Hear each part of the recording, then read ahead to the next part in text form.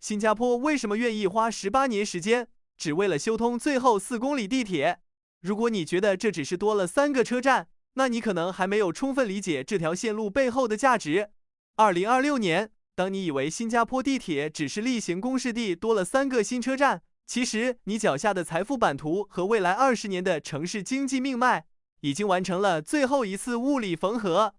这不仅仅是全岛交通图上终于画完了一个圆，而是路交局耗时整整18年，在新加坡最核心、地质最复杂的市中心地下打通的超级大动脉——吉宝、广东民、太子爱德华路这3个即将通车的新站点，并不是普通的经停站，它们标志着全长39公里、拥有33个车站的环线彻底贯通，更成为一把进一步开启南部滨海发展区价值重估的钥匙。很多人每天都在坐地铁，但很少有人真正看清地铁线路图背后的资本逻辑。环线的闭环究竟会如何用全新的无限循环模式，逐步改变你现有的通勤直觉？从港湾到滨海湾的这片黄金海岸线，未来5年周边的祖屋与私宅又将面临怎样一轮深刻而真实的价值调整？普通人该如何透过路交局和市建局的规划图纸，更提前一步预判这波城市红利？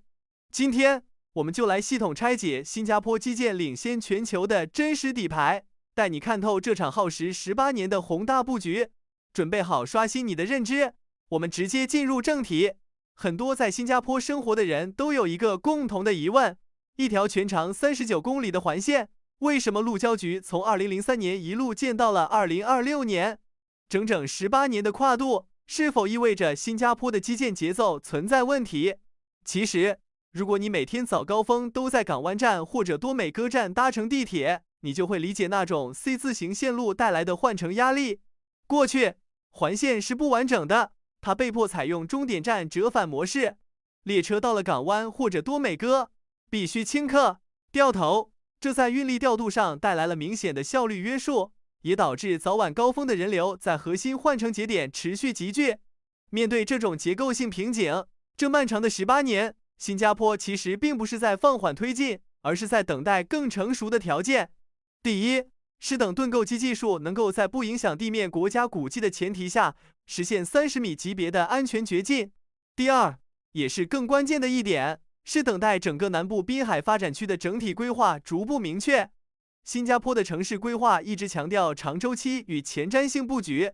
如果过早完成闭环，线路走向可能无法与今天市建局对南部港口搬迁后的土地开发蓝图实现最佳匹配。政府在一定程度上选择了承受10几年的非完整环线状态，以确保最后3个站点能够精准衔接未来20年的城市发展主轴。现在，随着大市港口的搬迁稳步推进，南部滨海发展区的核心土地逐步释放，最后一块拼图终于落定。但随之而来的是一场对既有通勤结构的系统性调整。环线闭环带来的第一个明显变化，就是逐步改变新加坡人长期形成的通勤直觉。终点站这个概念将在环线上逐渐弱化，从2026年起，列车将进入无限循环运行模式。如果你去过东京，一定对山手线的内环和外环有直观印象，它更像一个持续运转的环形系统，推动城市高频流动。但新加坡的复杂之处在于，我们是在全自动无人驾驶系统基础上实现高密度闭环运行。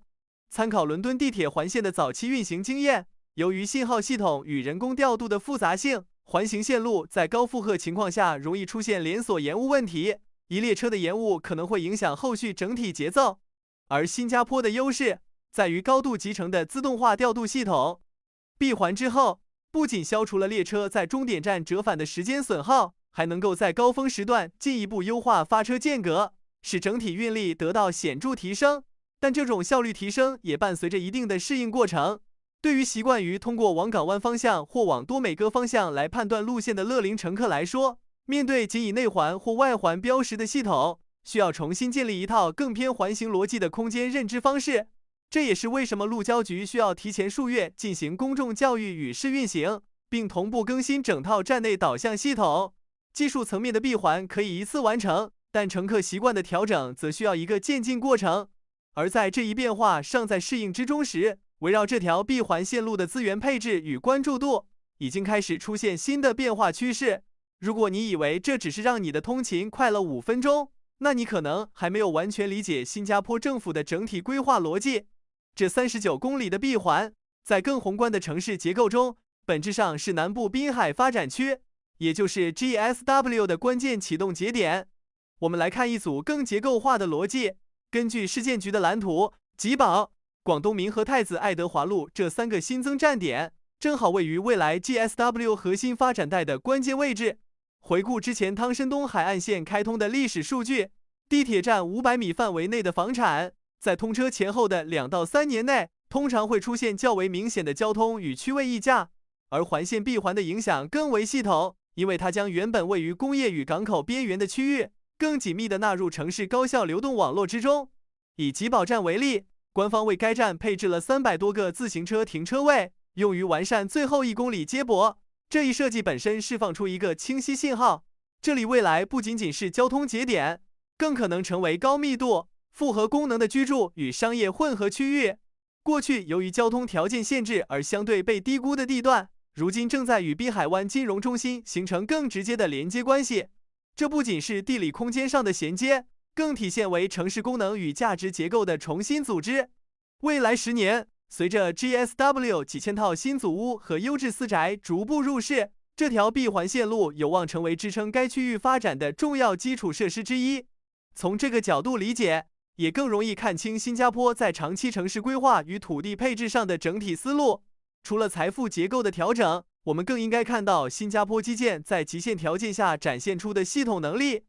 要在寸土寸金、地下管线高度密集的市中心完成环线闭合，本质上是在极复杂的城市肌理中进行高精度施工。最典型的例子就是广东民站和太子爱德华路站。太子爱德华路站的挖掘深度达到约30米，相当于在地下完成接近10层组屋高度的空间开发，使施工难度显著提升。更具挑战性的是广东民站，其隧道需要从旧丹戎巴格火车站地基下方穿行。作为国家级历史古迹，这座建筑承载着重要的城市记忆，任何超过极小范围的地表变形，都可能对结构稳定性产生影响。工程团队所面对的条件极为复杂，既需要提前对脆弱地基进行系统加固，又要在空间受限的地下环境中协调盾构机施工，同时还需应对不断变化的地下水文与地质条件。这种在历史遗产与金融核心区之间进行高精度穿越的施工方式，体现的是一种强调约束条件管理的城市工程方法。新加坡在这一过程中选择的是长期主义路径，在时间与成本允许的情况下，优先确保结构安全与历史保护之间的平衡。这种在高密度城市环境中进行精细化施工与多目标协调的能力，也构成了其城市基建体系的重要特征。它向外界呈现的是一种现实路径，城市现代化的推进与历史保护之间并非对立关系，而是可以通过工程设计实现协同。从18年的漫长推进，到深挖30米的工程突破，再到逐步激活南部滨海发展区的整体规划，新加坡环线的最终闭环，绝不仅仅是交通体系中的一个阶段性节点，它更像是这座城市面向未来20年交出的一份系统性答卷。